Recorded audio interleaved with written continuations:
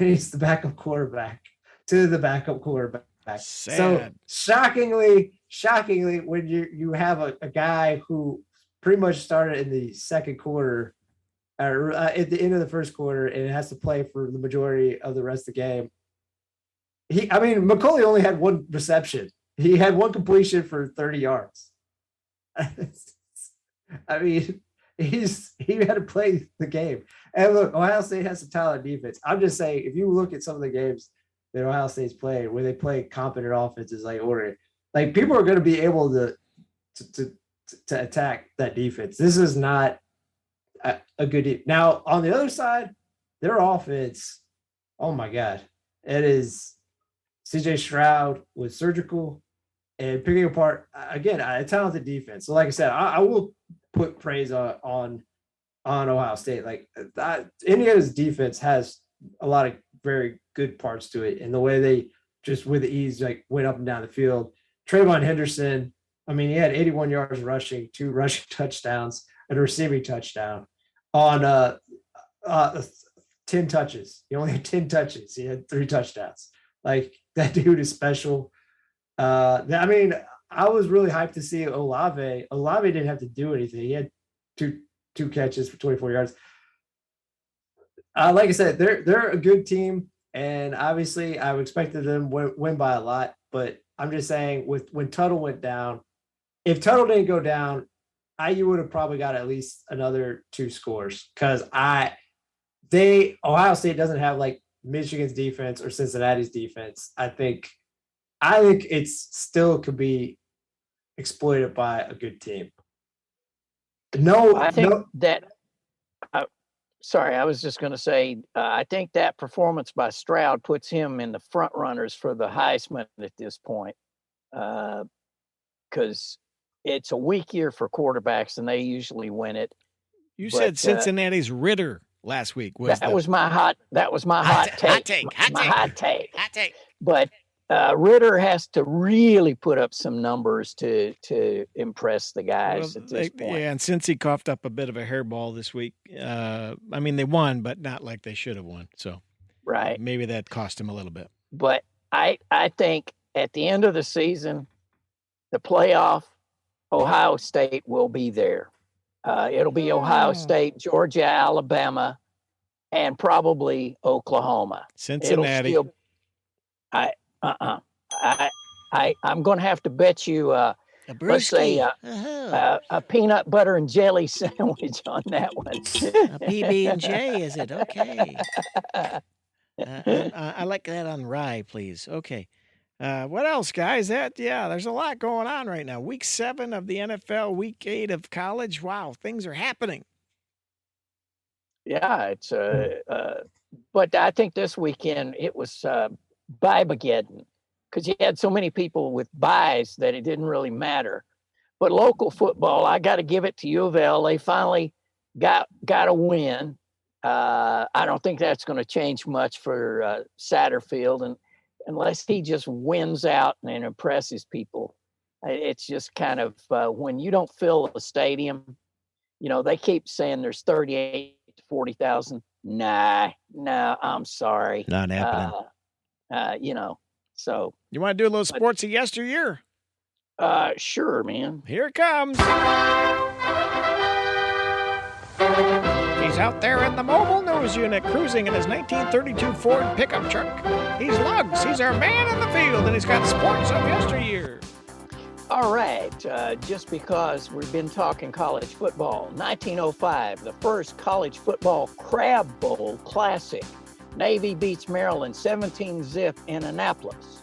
1937, Casey Stengel, the legendary manager-player, signs to manage the Boston Bees. 1953, Cleveland Browns quarterback Otto Graham sets club record with 4 fumbles. Count them, 4 fumbles. 4. 1964. Viking fans, look out. Here's the wrong way run. Viking Jim Marshall runs 66 yards in the wrong direction for a safety. That's the NFL's #1 blooper.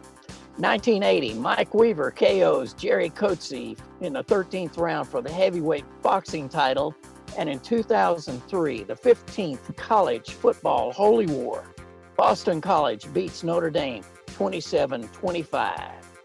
That is your quick take on the old sports of yesteryear. Quick take, hot take. Yes, that's sports of yesteryear. The Holy War, huh? I forgot about that. Notre Dame and Boston College. Whoa, Dilly. Okay, guys, what else is cooking?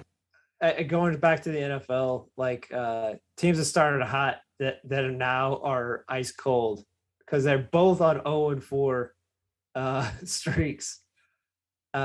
First breakdown of Denver.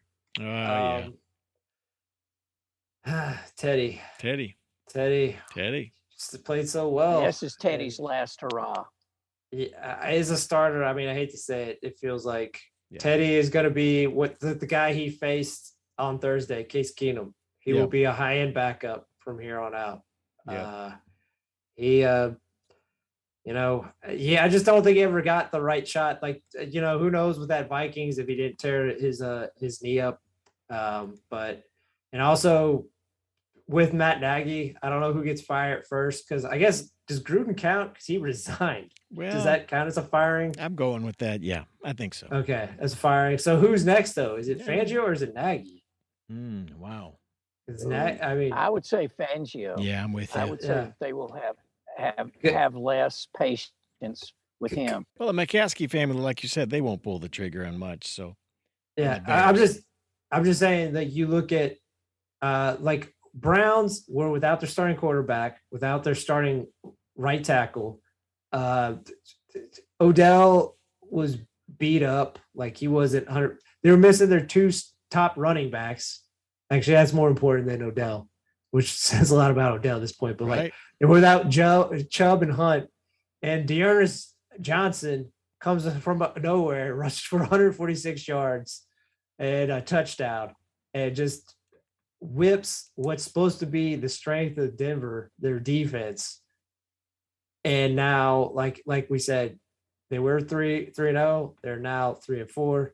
They are clearly not going to win. Actually, and you look at the AFC West. It's the Chargers and the Raiders, and I would assume the KC gets out of this funk. And I'm probably maybe wrong on that now, but like it feels like they'll get out of it. Denver is in the dust and everyone else. Yep. And then you look at the Panthers.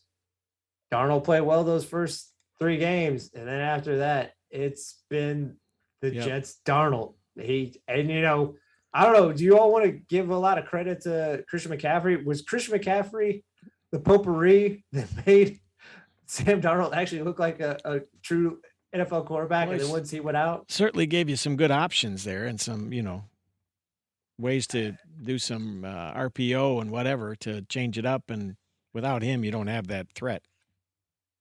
And I just look at that team that I'm going to still hold stock in, but maybe I am selling a little bit as long as Sam Darnold. That's a long-term investment there, I think. Yeah. Like maybe if they get Deshaun Watson, like it's reported, it's between them and Miami, which I could understand. I mean, I guess though one shout out I do want to give is it took a few weeks. Speaking of like going back to the Jamar Chase talk, like rookie sensations, took a few weeks, week 5, and then this past Sunday, week 7, man, Kyle Pitts for Atlanta, that tight end, he's taking off, man. He had 160 plus yards receiving. He was vital to them getting in field goal range to kick the game-winning field goal. And they're 3-3 now. They're back from the dead. So Arthur Smith, he's got it going. Matty Ice. So, just one last quick one, because it's so important. Not that anyone didn't think they made the right call. To anyone who doubts that the Rams made the right call, Sunday showed you that there's entering the game, Jared Goff was kind of talked to that, he's got to start stepping up his play. And he stepped up his play by throwing 2 picks, and Matthew Stafford throwing for 300 yards and 3 touchdowns, and showing that he's a franchise quarterback. And Goff is going to be like Teddy Bridgewater, a backup here very shortly. So we'll see what happens. All right. That's it for today, I think. Yes, this has been Sports and Other Stuff, sponsored in part by Farrell Mobile Homes. Yes, cross that money-saving bridge for big savings. Stop in and ask for Fish. We want to say congratulations. Fish and his longtime gal pal, Galia, tied the knot. And they are honeymooning on Galapagos Island because Galia wanted to see the large Galapagos sea turtles during mating season. Now, Fish would have preferred to go to Miami to get a fine chala and a good Earl Grey tea, 3 creams, please. But that's marriage. We wish them both the best. Okay, yeah, thanks for that. And thanks for listening to this podcast. We are the Sport Weasels, #1 in service, sound, and satisfaction. See you next week. Bye-bye.